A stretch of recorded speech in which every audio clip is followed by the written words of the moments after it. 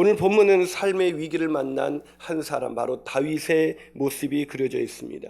다윗이 어떤 위기를 만났냐면 사랑하는 아들 압살롬이 반역을 일으킨 것입니다. 여러분 얼마나 힘들었을까요? 다른 사람, 우리가 자녀 때문에 가장 힘들어하는 것이 부모 아니겠습니까? 그런데 부모, 자기의 자식이, 사랑하는 자식이 반역을 일으켜서 지금 다윗 자기를 죽이려고 하고 있는 것입니다. 게다가 더 당황스러웠던 것은 이 압살롬의 말도 안 되는 이 반역에 동조하는 무리들이 굉장히 많았다는 것입니다. 오늘 본문 1절은 그 상황을 다윗은 이렇게 노래하고 있습니다. 자, 1절을 한번 읽어볼까요? 자, 1절 같이 읽습니다. 시작. 여호와여, 나의 대적이 어찌 그리 많은지요. 일어나 나를 치는 자가 많으니이다. 뭐라고요? 나의 대적이 너무나 많다는 거예요. 나를 치는 자가 너무나 많다. 하지만 이 수많은 대적들 속에서 자기만 홀로 된 압살롬의 반역에 내 믿었던 사람들마저도 다 동조하고 다 거기에 가서 나를 죽이려고 할 때 다윗은 얼마나 외로웠을까요? 얼마나 힘들었을까요? 아마 마음이 무너져 내렸을 것입니다. 그러나 성경은 다윗이 이 위기를 극복했다라고 기록해주고 있습니다. 우리가 아는 것처럼 다윗은 이 위기를 극복하고 다시 한번 주님께서 주신 그 길을 걸어갈 수가 있었던 것입니다. 그러게 우리는 오늘 본문을 통해서 우리 인생에 다가온 위기를 우리가 어떻게 극복할 수 있는지, 어떻게 우리의 행복을 깨뜨리는 위기를 우리가 이기며 나갈 수가 있는지 그 비결을 배울 수가 있는 것입니다. 자, 그렇다면 우리가 삶의 위기를 만날 때 우리는 어떻게 해야 하는 것일까요? 첫 번째로 하나님 앞에서 자신의 잘못을 되돌아봐야 합니다. 하나님 앞에서 자신의 잘못을 통회해야 합니다. 여러분, 삶의 위기라는 것이 꼭 그런 것은 아니지만 삶의 위기는 대부분 우리의 잘못 때문에 옵니다. 참 안타까운 것은 성도님들이 자신이 잘못해놓고 하나님 왜 이런 고난을 나에게 주십니까? 라고 막 기도할 때 참 마음이 아파요. 자기가 뭔가 욕심을 부려서 뭔가를 투자했다, 너무 투기게 하는 마음으로 뭔가를 했다, 무너지고 나면 하나님 왜 나에게 이런 위기를 주십니까? 라고 얘기를 하죠. 아이들도 제가 청소년 사역을 할 때 보면 공부를 안 해놓고 목사님 왜 하나님이 나에게만 이런 낙방의 그런 시련을 주십니까? 뭐 이런 애들을 한두 번 만난 게 아니에요. 우리 인생에서 애들만 그런 것이 아니라 삶의 위기를 만날 때 사실은 위기의 대부분의 원인은 나에게 있다는 것입니다. 그런데 그것을 깨닫지 못하는 것이죠. 그런데 오늘 본문에 있는 다윗도 마찬가지였어요. 다윗이 왜 위기를 만났죠? 다윗이 위기를 만난 것은 다윗이 범죄했기 때문입니다. 우리아의 아내를 밧세바를 취하고 그 우리아를 죽이는 그러한 아주 극악무도한 죄를 범한 것이죠. 하나님의 또한 자신의 충성스러운 신하였던 우리아를 살해한 죄로 말미암아 하나님의 보호하심이 거두어지자 다윗을 시기하고 질투했던 적들이 일어나기 시작했습니다. 자, 그 배경이 오늘 본문의 배경이 되는 것이 사무엘하 16장입니다. 자, 사무엘하 16장 7절과 8절을 우리 같이 한번 읽어볼까요? 자, 있습니다. 시작. 시므이가 저주하는 가운데 이와 같이 말하니라. 피를 흘린 자여, 사악한 자여, 가거라, 가거라. 사울의 족속이 모든 피를 여호와께서 내게로 돌리셨도다. 그를 이어서 내가 왕이 되었으나 여호와께서 나라를 내 아들 압살롬의 손에 넘기셨도다. 보라, 너는 피를 흘린 자이므로 화를 자초하였느니라.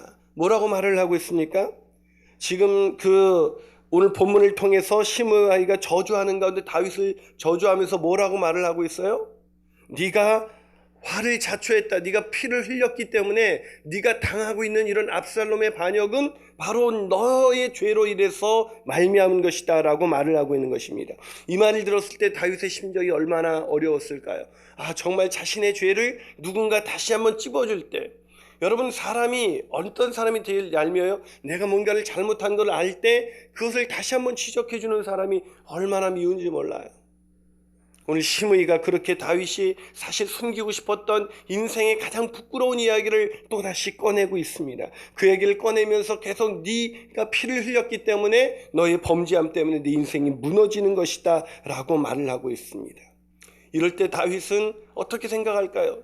하나님, 그때 일은 그때 일이고 왜 이것 때문에 내가 이렇게까지 고난을 당해야 합니까? 이렇게 하나님을 원망할 수 있어요. 우리는 우리의 잘못을 생각하지 않고 우리 인생에 당한 고난만 생각합니다. 하나님을 멀리 떠나서 마음대로 살다가 인생의 고난을 당했을 때 하나님 왜 나에게 이런 어려움을 줍니까? 라고 하나님께 원망하는 사람들이 얼마나 많이 있겠습니까? 하나님을 원망할 수도 있고 자신의 잘못을 생각하지 않고 시므이를 그렇게 죽일 수도 있었는데 다윗은 그렇게 하지 않았습니다. 오히려 스루야의 아들 아비새가 시므이를 죽이겠다고 지금 왕을 능멸하는 그 시므이를 죽이겠다고 나서자 그 아비새를 말리면서 이렇게 말합니다. 자, 사무엘하 방금 전에 읽은 16장 10절을 한번 같이 읽어볼까요? 자, 16장 10절입니다. 같이 있습니다. 시작. 왕이 이르되 스루야의 아들들아 내가 너희와 무슨 상관이 있느냐? 그가 저주하는 것은 여호와께서 그에게 다윗을 저주하라 하심이니. 뭐라고요? 여호와께서 지금 시므이가 나한테 그러는 것은 하나님께서 나를 저주하라고 하셨기 때문이다. 참 위대하지 않습니까? 우리 인생 속에서 내 잘못을 누군가가 다시 한번 지적해 줬을 때 그래 넌 잘났어? 뭐 이런 얘기 하잖아요. 부부싸움은 왜 힘들어집니까? 누가 한 사람의 잘못을 얘기하면 그 잘못을 그래 내가 잘못했어 여보 미안해 라고 말하면 되는데 당신은 잘났어? 뭐 이렇게 얘기하죠.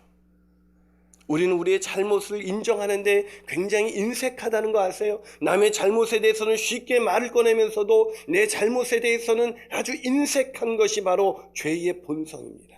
인간이 행복할 수 없는 것은 우리가 잘못하지 않았기 때문이 아니라 잘못했음에도 불구하고 통회하는 심령을 가지지 못한다는 것입니다. 그것이 인간의 비극입니다. 오늘 본문에 그러나 다윗은 자신을 저주하고 자신을 비난하고 자신의 죄를 끄집어내는 그 사람 앞에서 뭐라고 얘기하고 있습니까? 하나님께서 허락하신 일이다. 심지어 목회자들이 오늘날 설교를 할 때 죄에 관한 설교를 하지 못합니다. 심판에 관한 메시지를 던지지 못합니다. 아니 저거 나한테 하는 얘기야? 지금 나 들으라고 하는 얘기야? 그렇게 말씀하시는 분이 있어요. 그럼 이렇게 설교를 열심히 준비해서 성도들 들으라고 하는 얘기지 듣지 말라고 하는 얘기겠습니까? 어떤 자신의 잘못을 누군가가 얘기하면 설교자를 통해서 얘기하면 야 어떻게 나를 찍어서 설교할 수가 있어. 내 누군가를 찍어서 설교하는 것이 옳다는 얘기는 아니죠. 그러나 하나님의 말씀 앞에 서서 찔리지 않는 자가 누가 있겠습니까? 그 말씀 앞에서 그 얘기가 내 얘기가 아니라고 말할 수 있는 자가 누가 있겠습니까? 그러나 우리는 그 말씀을 듣고도 통해하지 않습니다. 귀에 듣기 좋은 얘기, 그런 이야기만 들으면서 그렇게 그냥 그것을 슬쩍 넘기기를 원해요. 그런데 오늘 다윗은 여호와께서 나를 저주하게 그를 통해서 나를 저주하게 하신 것이다. 내가 마땅히 심판받아 마땅한 인생이다. 자신의 죄에 대한 철저한 자가 그것을 결코 잊지 않았습니다. 왕의 권력으로 누릴 수 있었을 것입니다. 왕의 권력으로 얼마든지 숨길 수 있었을 거예요. 그런데 다윗은 통회합니다. 뭐라고 통회합니까? 오늘 엎드려 하나님을 원망하지 않고 하나님 앞에 통회하면서 이렇게 기도합니다. 자, 오늘 본문 4절입니다. 자, 본문 4절을 한번 읽어볼까요? 있습니다. 시작. 내가 나의 목소리로 뭐라고요? 내가 나의 목소리로 여호와께 뭐 한다고요? 부르짖는다. 무엇을 하고 있습니까? 다윗이 부르짖고 있다. 이 얘기는 하나님 날 도와주세요, 나를 인도해 주세요 라고 그렇게 기도하고 있는 것이 아닙니다. 여기서 부르짖었다는 얘기는 간구했다는 뜻이 아니라 울었다는 뜻입니다. 본문 원문을 보면 울었다. 위기가 오자 자신의 죄를 지적하자 그 위기 속에서 그 위기에 당한 것 때문에 힘들어하는 것이 아니라 압살롬이 반역한 것 때문에 울은 것이 아니라 자신의 죄를 통회하면서 울기 시작한 것입니다. 오늘날 예배 가운데 감동이 왜 사라집니까? 왜 예배 가운데 왜 잠깐 감정적인 터치는 받는데 왜 진정한 변화를 일으키는 그런 놀라운 은혜가 나타나지 않는 것일까요? 통회하지 않기 때문입니다. 통회하는 예배. 1907년에 한국에서 평양 장대현 부흥운동이 일어날 때 놀라운 막 설교자들이 탁월한 설교를 했는데도 부흥이 일어나지 않았습니다. 그런데 길선주 장로라는 분이 갑자기 나와서 강대상 앞에서 이 앞에서 자신의 죄를 통회하기 시작합니다. 자신의 죄를 고백하기 시작합니다. 장로님이 할 수 없는 이야기가 들려오기 시작해요. 제가 최근 제자반에서 우리는 엄청난 은혜를 경험하고 있습니다. 제자반을 통해서 정말 꺼낼 수 없었던, 아니 저런 이야기까지 라는 죄를 꺼내기 시작해요. 그런데 사람들이 누구를 비난하지 않습니다. 자기에게도 동일한 모습이 있기 때문에 그 모습을 보면서 같이 울면서 정말 자신의 죄의 부끄러운 모습까지 다 꺼낸 공동체. 그게 진정한 주님의 제자 공동체. 피상적인 이야기로 집사님 괜찮아요, 예, 잘 지내세요 라고 축복하면 마음은 공허한 것이 아니라 자신의 죄를 다 통회하고 나서 거기서 오는 충만한 은혜, 거기서 오는 충만한 하나님의 치유하심이 있는 것입니다. 그게 교회예요. 그게 신앙생활이에요. 죄를 통회하시면서 부르짖어 본 적이 언제 있습니까? 내 가슴을 치면서 하나님 이것이 나의 죄 때문입니다, 이것이 나의 죄 때문입니다 라고 통회하신 적이 언제입니까? 죄를 통회하지 않는 자, 그 사람에게 위기는 절대로 떠나지 않습니다. 그러나 오늘 다윗이 위기 속에서 다시 일어설 수 있었던 것, 그것은 위기를 빨리 해결해달라고 기도했던 것이 아니라 자신의 가슴을 치며 부르짖으며 통회하는 심령을 갖고 있었기 때문입니다. 예배해도 하나님의 말씀을 들어도 그 말씀 앞에서 통회하지 않는 그런 인생, 그렇다면 정말로 통회하셔야 합니다. 죄에 대해서 무뎌지신 것입니다. 성경은 성령 충만하지 않은 것도 죄라고 말하고 있습니다. 하나님의 말씀에 반응하시는, 그래서 자신의 가슴을 치며 통회하심으로 위기를 극복하시는 저와 여러분이 되시기를 주님의 이름으로 축원합니다. 한 발 더 나가서 삶의 위기를 만날 때 우리는 어떻게 이 위기를 극복할 수가 있을까요? 그 두 번째 비결은 하나님의 성품을 기억하며 평안을 누려야 합니다. 하나님의 성품을 기억할 때 평안이 온다는 거예요. 여러분, 자신 때문에 위기가 왔다, 그럴 때 우리가 갖는 첫 번째 생각은 뭘까요? 나 때문에 위기가 왔다. 그럼 절망하게 됩니다. 나 때문에라는 생각이 들면 자식이 뭔가 잘못된 일을, 어느 날 신앙을 떠난 그 엄마가 나한테 와서 자신의 가슴을 치면서 내가 그때 아이들을 잘못 키웠기 때문에 애가 믿음의 세계에서 떠났습니다라고 말하는 아이들이 있어요. 그런 말하는 부모님들이 있어요. 그때 얼마나 절망하는지 몰라요. 나 때문에 이런 일이 일어났다고 생각했을 때 사람들은 더 절망하게 되는 거 아세요? 그 일이 나 때문이다. 내 잘못으로 인해서 문제가 생겼으니 이제 기도해도 문제가 해결되지 않을 거라는 그런 절망이 우리의 마음을 지배할 수 있습니다. 그것을 죄책감이라고 합니다. 죄책감. 다윗의 마음이 지금 그렇게 무너지고 있었습니다. 자신의 잘못으로 인해서 문제가 터졌으니 이제 자신의 문제가, 이 압살롬의 문제, 사랑하는 아들로 인해서 자신의 하나님이 맡겨주신 그 나라가 무너질 수밖에 없다는 그 절망이 찾아왔을 것입니다. 하지만 다윗은 그래서 그런 고민 속에 있었을 때 수많은 사람들이 이 다윗의 마음을 알듯이, 사단이 이런 마음을 알듯이, 우리가 죄책감에 사로잡힐 때 사단이 우리의 이런 마음을 알듯이 우리의 마음을 더 자극시킵니다. 그게 뭔지 아세요? 너 때문이야. 너 때문인데 하나님이 그것을 회복시켜 주실 것 같아? 라고 그렇게 말을 합니다. 오늘 본문도 마찬가지였어요. 본문 2절을 한번 같이 읽어볼까요? 자, 이런 다윗의 마음을 알고 대적들이 공격하기 시작합니다. 자, 2절을 같이 읽습니다. 시작. 많은 사람이 나를 대적하여 말하기를 그는 하나님께 구원을 받지 못한다 하나이다. 누가 말해요? 많은 사람이 뭐라고 말해요? 다윗은 하나님께 구원받지 못한다는 것입니다. 무슨 말입니까? 다윗의 인생은 이제 끝난 거야. 왜? 다윗이 피를 흘려서 지금 저 일을 당하고 있는데 누가 다윗을, 하나님이 어떻게 다윗을 구원할 수가 있어? 인과 응보의 사상, 우리는 죄를 졌기 때문에 반드시 그 벌을 당할 수밖에 없을 거야. 맞는 얘기죠. 하나님의 은혜를 제거한다는 말이죠.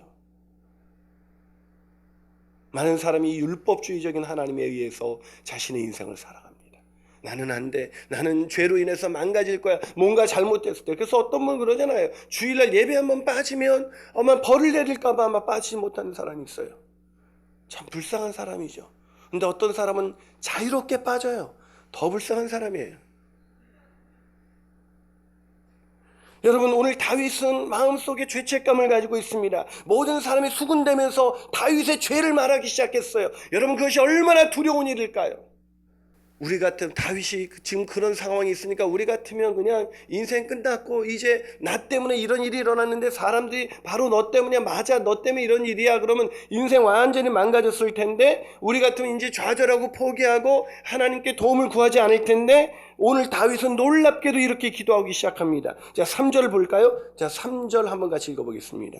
자, 있습니다. 시작. 여호와여, 주는 나의 방패시요 나의 영광이시요 나의 머리를 드시는 자이라고. 뭐라고요? 사람들이 수군대는 얘기를 들으면 나 같으면 이렇게 기도할 것 같아. 하나님, 맞아요. 내 인생 끝장났어요. 내 인생은 이제 끝이에요. 하나님이 도와주지 않을 거 알아요. 이렇게 기도할 것 같은데 다윗은 뭐라고 기도하고 있어요? 주는 나의 방패시고 주는 나의 영광이시고 나의 숙여진 머리, 죄로 인해서 떨궈진 나의 머리를 다시 들게 하는 자이다. 수치심을 느낄 때 우리가 머리를, 고개를 숙이지 않습니까? 그런데 우리의 머리를 다시 들게 하시는 하나님. 여러분, 놀랍지 않습니까? 이 다윗이 사람들로부터 죄책감이 올 때 이 죄책감에서 자유해지는 방법, 이 죄책감에서 벗어나 위기를 돌파할 수 있는 그 다윗의 능력은 하나님의 성품을 기억했던 것입니다. 하나님이 어떤 분이신가? 하나님이 나에게 어떤 분이신가? 그는 나의 방패시고 나의 구원이시고 나의 영광이시고 나의 머리를 드시는 자이다. 여러분, 기억하십시오. 내 잘못으로 인해서 내 인생의 가정이 무너지고 내 자녀들이 무너지고 내 일터에서 모든 것이 무너졌을 때 우리의 머리를 들어주시는 하나님, 그 하나님의 놀라우신 은혜, 그 하나님의 은혜가 있기에 우리는 위기를 돌파할 수가 있는 겁니다. 우리가 잘나서 우리를 위기를 돌파할 수 있는 어떤 합당한 이유는 없습니다. 우리는 우리의 행위에 의하면 행위로 인해서 완전히 심판당해야 마땅한 존재임에도 틀림이 없습니다. 그러나 하나님은 자비로우신 하나님, 은혜로우신 하나님, 우리의 머리를 드시는 하나님, 우리의 방패이신 하나님, 우리의 영광이신 하나님은 우리의 머리를 드십니다. 이 생각을 갖게 되자, 이렇게 기도하기 시작하자 마음의 평안이 오기 시작했습니다. 그래서 다윗은 이렇게 말합니다. 자, 5절을 한번 같이 읽어볼까요? 5절입니다. 같이 읽겠습니다. 시작. 내가 누워 자고 깨었으니 여호와께서 나를 붙드십니다. 지금 다윗이 누워서 뭐 하고 있다고요? 자고 있어요. 여러분, 지금 많은 대적이 일어나 다윗을 죽이려고 하는데 잠이 와요? 우리는 밤중에 심란한 문자 하나만 받아도 잠이 오지 않습니다. 우리가 회사에서 뭔가 안 좋은 일이 있어 상사에게 뭔가 안 좋은 얘기 하나만 들어도 잠이 오지 않습니다. 그런데 어떻게 잘 수가 있어요? 어떻게 누워 자고 깰 수가 있습니까? 왜 자고 깬다고 말하고 있어요? 여호와께서 나를 붙드심이니라. 흔들리는 내 영혼, 위기 속에 흔들리는 영혼, 불안한 내 영혼을 붙들고 계시는 하나님, 그뿐이 아닙니다. 두려움이 사라졌습니다. 6절을 한번 읽어볼까요? 자, 6절 읽습니다. 6절 시작. 천만인이 나를 에워싸 진친다 하여도 나는 두려워하지 아니하리이다. 뭐라고요? 천만이, 지금보다 더 많은 사람들이 나를 공격해서 내가 정말 너무나 절박한 그런 위기 가운데 놓여 있다 할지라도 나는 두려워하지 않을 것이다. 왜요? 왜 두려워하지 않을 수 있어요? 뭐가 다윗을 두려워하지 않을 수 있게 만드는 것이죠? 그것은 하나님의 선하심, 하나님의 보호하심, 하나님의 성품을 기억했기 때문입니다.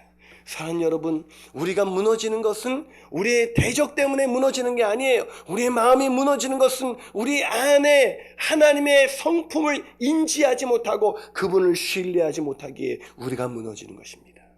어떤 위기 속에 만나셨습니까? 가정에 위기가 오셨습니까? 그 일터에서 위기가 오셨습니까? 내 건강에 위기가 왔습니까? 아니요. 그것이 위기라고 생각하는 순간 하나님을 바라보지 못하고 있기 때문에 위기라고 생각을 하는 거예요. 하나님을 바라보실 때 그 위기는 기회가 될 줄로 믿습니다. 그 하나님을 바라볼 때 마음에 세상이 알 수 없는 평안이 오게 될 줄로 믿습니다. 그 선하신 성품을 기억함으로 그 위기를 돌파하시고 평안을 누리시는 저와 여러분이 되시기를 주님의 이름으로 축원합니다. 마지막으로 우리가 삶의 위기를 만날 때 어떻게 이 위기를 극복할 수가 있을까? 그 세 번째 비결은 하나님의 구원을 믿고 복을 간구해야 합니다. 뭐라고요? 하나님의 구원을 믿고 복을 구해야 합니다. 여러분, 위기의 원인이 나 때문이다. 이것을 깨달을 때 보통 사람들의 마음은 무너질 수밖에 없습니다. 하지만 다윗은 그러지 않았다고 말씀을 드렸습니다. 자신의 잘못으로 인해서 위기가 왔지만 그럼에도 불구하고 하나님의 성품을 바라볼 수가 있었기 때문이죠. 참 뻔뻔하지 않습니까? 이렇게 말하면 이 유교적인 사상, 이 인과응보의 원리에 이 길들여진 우리는 이 은혜를 믿기가 참 어렵습니다. 내가 그렇게 했는데 우리는 애들이 뭐 잘못하면 뭐라고 얘기합니까? 내 그럴 줄 알았어. 엄마가 뭐라 그랬어? 참 가슴 아픈 얘기 아닙니까? 제발 그러지 마세요. 애도 힘든데 뭐 엄마가 뭐래서 내가 그런 줄 알았어. 그 애가 그렇구나. 엄마 말 잘 들어야겠구나. 이런 막 힘이 생기고 막 그럽니까? 어쩐 데 힘이 생깁니까? 애들한테 괜찮아. 다시 시작할 수 있어. 정말 필요한 말은 그 말이 아닐까요? 근데 우리는 왜 그런 말을 해주지 못하죠? 우리 머릿속에는 콩 심은 데 콩 나무고 팥 심은 데 팥 난다. 이 원리가 일반적인 자연 법칙이죠. 우리가 순리대로 됐으면 우리 인생은 어떻게 됩니까? 죄의 삭은 사망이요. 우린 죽어야 합니다. 우리의 죄로 인해서 그 죄의 결과에 마땅하게 하나님이 우리를 이렇게 처분하신다면 우리 인생은 끝나는 거예요. 그런데 우리 인생이 끝나지 않은 이유는 뭐냐? 하나님의 성품이에요. 여러분, 믿음은요 뻔뻔해지는 거예요. 이 말을 잘 이해하셔야 됩니다. 우리 애들은 참 뻔뻔합니다. 내가 뭘 했던 것을 지키지도 않고서도 나한테 해달라는 게 그렇게 많아요. 공부의 성적은 상당히 겸손하면서도 애들이 내가 원하는 것을 거의 실행하지 않으면서도 나한테 뻔뻔하게 요구합니다. 아빠. 왜 그렇죠? 그 아이와 나와의 관계는 율법적인 율법의 관계가 아니라 사랑의 관계이기 때문이죠. 애들도 아는 거예요. 아빠가 날 사랑하신다. 하나님을 그렇게 아세요? 하나님 나를 얼마나 사랑하는지 아세요? 얼마나 나를 그렇게 사랑하시는지 아십니까? 다윗은 뻔뻔하게도 자신이 죄로 인해서 피 흘리심으로 인해서 그렇게 자신에게 위기가 왔다는 것을 알면서도 뻔뻔하게 하나님께 나아가서 그렇게 구합니다. 근데 더 뻔뻔한 것은 여기서 그치지 않습니다. 자, 7절 볼까요? 7절. 자, 7절을 한번 읽습니다. 시작. 여호와여 일어나소서, 나의 하나님이여 나를 구원하소서. 주께서 나의 모든 원수의 뺨을 치시며 악인의 의를 꺾으셨나이다. 뭐라고요? 여호와여 일어나소서, 나의 하나님이여 나를 구원하소서. 지금 하나님께 뭘 구하고 있습니까? 하나님께 무엇을 구하고 있어요? 여호와여, 본문이 안 보이세요? 일어나소서. 그리고 나를 구원하소서. 지금 여기서 일어나셔서 자기를 구원해 달라는데, 여기서 일어나소서 이 얘기는 급히, 이 쿠마라는 단어인데 이 단어는 자리를 팍 차고 일어나는 걸 의미합니다. 그러니까 지금 이렇게 말하는, 하나님 지금 내가 얼마나 힘든데 지금 자리를 팍 차고 일어나서 나를 제발 구원하십시오. 나를 일어나십시오. 한시도 지체하지 마시고 나를 즉시 구원하소서. 얼마나 뻔뻔합니까? 저 하나님 좀 도와주실 수 있어요. 이렇게 말해도 이게 지금 자기 진 죄의 값에 의하면 도와줄까 말까 하는데 뻔뻔하게 지금 자리를 팍 차고 하나님 일어나셔서 나를 지금 당장 구원하셔야 합니다.